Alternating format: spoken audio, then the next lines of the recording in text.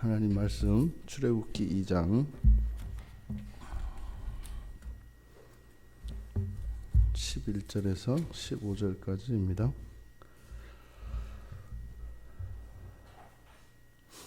출애굽기 2장 11절에서 15절까지 우리 같이 한 목소리로 함께 읽겠습니다. 모세가 장성한 후에 한 번은 자기 형제들에게 나가서 그들이 고되게 노동하는 것을 보더니 어떤 애굽 사람이 한 히브리 사람 곧 자기 형제를 치는 것을 본지라 좌우를 살펴 사람이 없음을 보고 그 애굽 사람을 쳐 죽여 모래 속에 감추니라. 이튿날 다시 나가니 두 히브리 사람이 서로 싸우는지라. 그 잘못한 사람에게 이르되 내가 어찌하여 동포를 치느냐 하매 그가 누가 너를 우리를 다스리는 자와 재판관으로 삼았느냐? 내가 애굽 사람을 죽인 것처럼 나도 죽이려느냐? 모세가 두려워하여 이르되 일이 탈로 되었도다. 바로가 이 일을 듣고 모세를 죽이고자 하여 찾는지라. 모세가 바로의 낯을 피하여 미디안 땅에 머물며 하루는 우물 곁에 앉았더라. 아멘. 모세가 장성한 후에 여기서 장성했다라고 하는 이 단어는 이제 모든 자격과 능력을 그리고 권세를 다 갖춘 것을 의미합니다. 그러니까 상대적으로 사용될 수 있습니다. 그 사람의 신분이나 위치, 또 그 사람의 나이나 이런 것에 따라서 이 장성했다라고 나는 이 말의 의미가 다릅니다. 그러니까 이 장성한이라고 하는 것은 위대해지는 것, 위대해지고 높게 평가되는 것을 말합니다. 사도행전 7장 23절에 의하면은 이때 모세의 나이가 40이었고 여기서 장성했다라고 하는 이 말은 모든 것을 다 갖춘 상태를 말합니다. 이제 애굽의 왕으로서의 면모와 자격, 능력과 권세 이 모든 것을 다 갖추었다라는 겁니다. 그래서 어찌 보면 이제 단순히 애굽의 왕자로서뿐만 아니라 히브리 사람들 이스라엘 민족을 구원할 구원자로서의 그 사명을 감당할 수 있는 모든 것을 다 갖춘 것을 말합니다. 우리들이 그토록 원하는 거죠. 이렇게 정말 그리스도를 닮아서 온전한 사람이 되어서 우리들의 인생과 우리에게 맡겨진 사명을 다 감당할 수 있게 된 상태, 그것이 장성한 후에입니다. 장성한 후에 한 번은 자기 형제들에게 나가서, 그러니까 이 한 번이라고 하는 것이 이제 불특정적인 것을 말하는데, 그러니까 이거는 이미 마음에 두고 있었던 것을 이제 어느 날 문득 한번 이제 하게 된 것을 말합니다. 그러니까 아마 모세는 어릴 적에 어머니로부터 이제 자라면서 자신의 신분 내력과 이 모든 것들을 다 알고 있었다라고 하는 것이 일반적인 견해입니다. 그 마음속에 늘 자신의 사명을 알고 사명을 따라 컸기 때문에 나를 기다린 거죠. 와신 상담하는 것처럼 그 나를 기다렸던 겁니다. 근데 이제 모든 것을 다 갖추었기 때문에 드디어 모세가 역사 속으로 이제 등장을 합니다. 그래서 자기 형제들에게 나가서 이미 알고 있었던 것을 말하죠. 여기에 사용된 나간다라고 하는 말이 지금 여기 11절과 또 13절에 반복돼서 사용되는데, 여기 나간다라고 하는 것은 어떤 목적을 가지고 가는 것을 말합니다. 어떤 목적을 가지고 전진하다 이런 의미인데, 이것은 이제 히브리 민족의 구원과 또 히브리 민족의 안위를 위해 이제 행동하기로 결심한 거죠. 그렇게 결심하고 나아간 것을 말합니다. 그때 모세가 가서 한 일은 먼저 본 겁니다. 세 가지를 봤고 또 그것에 따라 행동을 했는데, 보다라고 하는 동사가 이제 사용이 됩니다. 그러니까 모세가 본 것 첫 번째, 자신의 같은 민족이 고되게 노동하는 것을 봤습니다.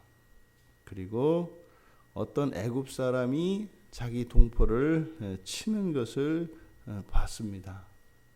그리고 주변을 봤습니다. 그리고 나서 그 애굽 사람을 쳐 죽여서 모래 속에 감추었습니다.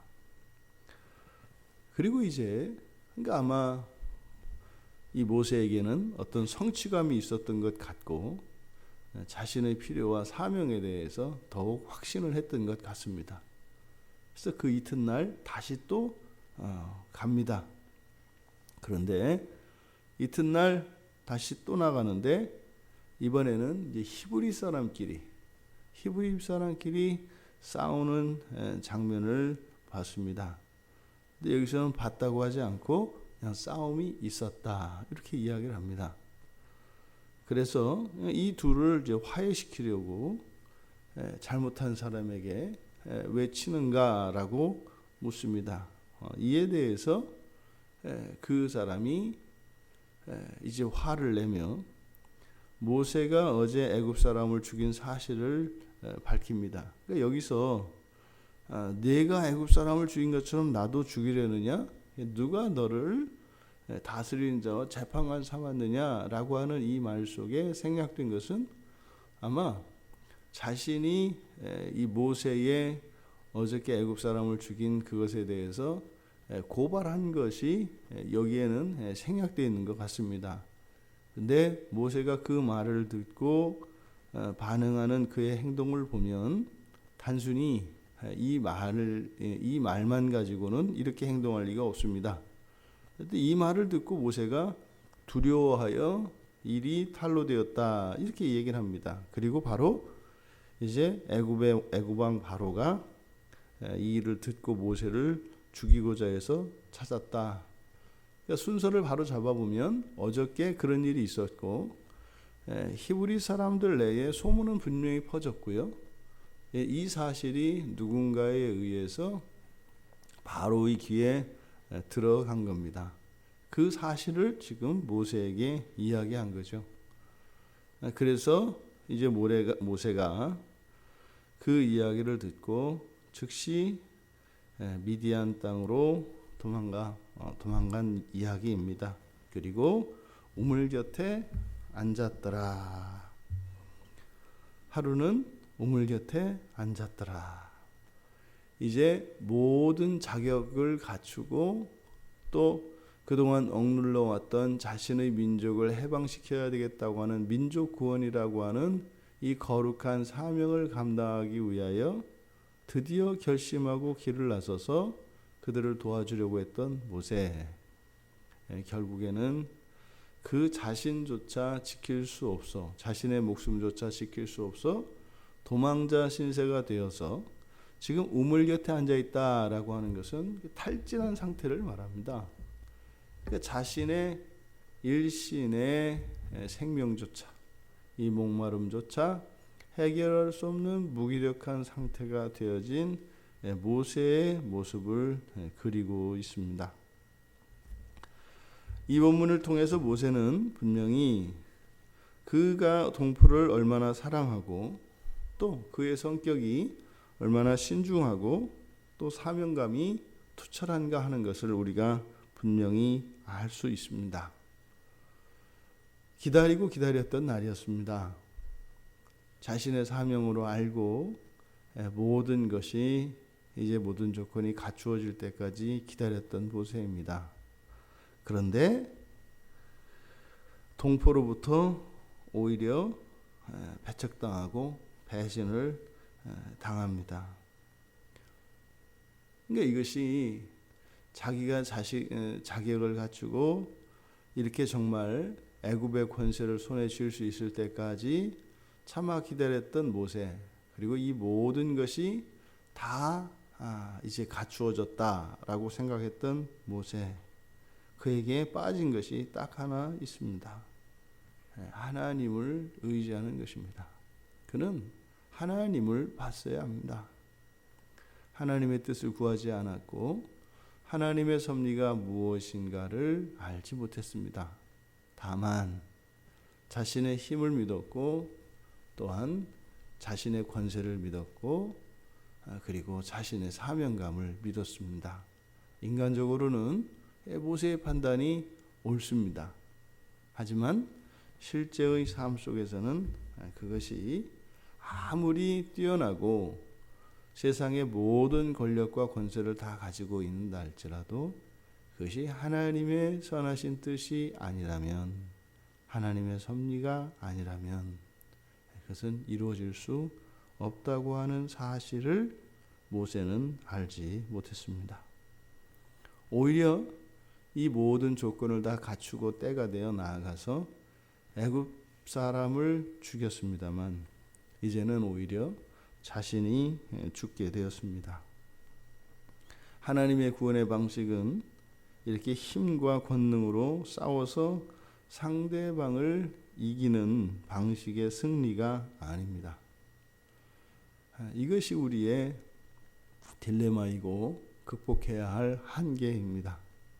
사람들이 알고 있는 방식으로 싸우는 것이 아니라 오히려 사람들이 보기에는 지는 것과 같은 방식으로 우리는 승리를 이룹니다.